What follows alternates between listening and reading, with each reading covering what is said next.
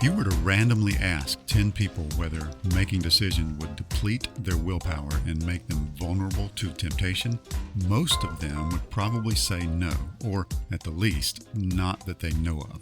Yet, the reality is that decision fatigue is very real, and it affects everything from the careers of CEOs to the prison sentences of felons appearing before weary judges. Yep, you heard that right. Decision fatigue influences the behavior of me, you, and everyone you know every single day. Sadly, though, few of us are even aware of it, and that's a real tripping hazard. Postdoctoral research student Jenny Twenge found this out the hard way. She decided to dive into some self-control research at the exact same time she was planning for her wedding. As you can imagine, it was quite the draining experience. She tells the story of taking a day to do something as supposedly simple and exciting as registering for wedding gifts. Now, if you've done that yourself, you know that it starts off fun, but after looking at, say, the 100th different plate design or the 20th blender, it starts to get really old really fast.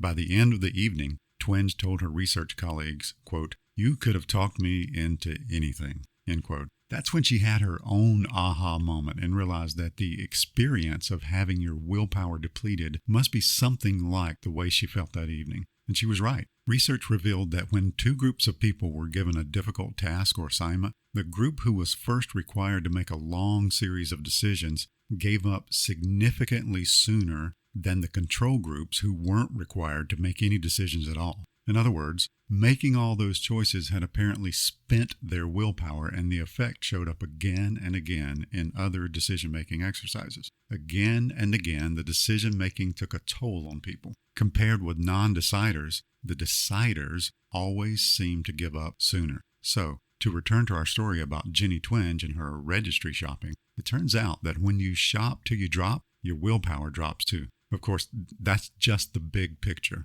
When researchers started to break it down, they were able to verify what we all instinctively know already. Some decisions are just harder than others. Think of it like a cell phone. On your phone, there are lots of apps. Some of those apps will literally suck the life out of your battery in no time. Those are known as battery hogs. Others can run continuously with very little drain on your battery. Decisions are like that. Some drain your battery almost instantly, others hardly at all. So, what kinds of decisions deplete the most willpower? Which choices are the hardest? Well, there are three generic categories. First are the really hard ones. These are the true willpower battery hogs. Things like difficult mathematical calculations, complex logical reasoning, etc. Two, these are not as hard. These are choices or decisions that you typically find entertaining or pleasant, like deciding where to have dinner or which shirt you like best or where to go for vacation, etc. But would those choices still deplete your willpower? Yes. According to research, even though pleasant decisions are not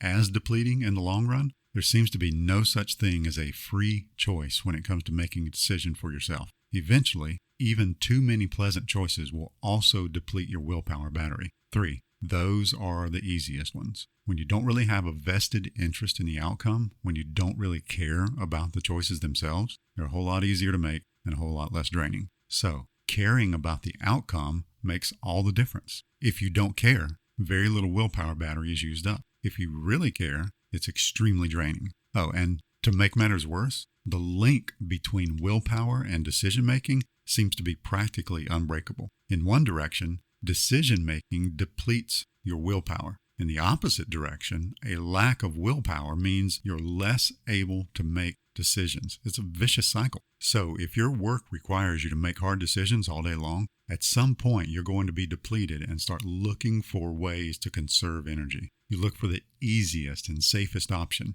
even though it may not be the best option or even the option that you would have chosen when you were at your best. So what should you do if decision fatigue is draining your battery or if an already drained battery is making it difficult for you to decide? To recover or recharge your drained willpower battery, try these three things. First, make your most important decisions in the morning or after you've replenished your glucose supply. If you're feeling like you just can't make the decision or one more decision, get yourself a healthy, low glycemic meal or snack. Don't try to make important decisions when you're hungry. 2, ask yourself how much you actually care about the outcome of the decision. Not much? Then go for the easy, simple choice. But if you do care, a little or a lot, do number 3, which is make a plan. Even better, pray about your plan. Chances are you really don't have to decide right now, so don't. Isaiah 40:31 says, "Those who wait for the Lord's help find renewed strength. They rise up as if they had eagle's wings. They run without growing weary. They walk without getting tired."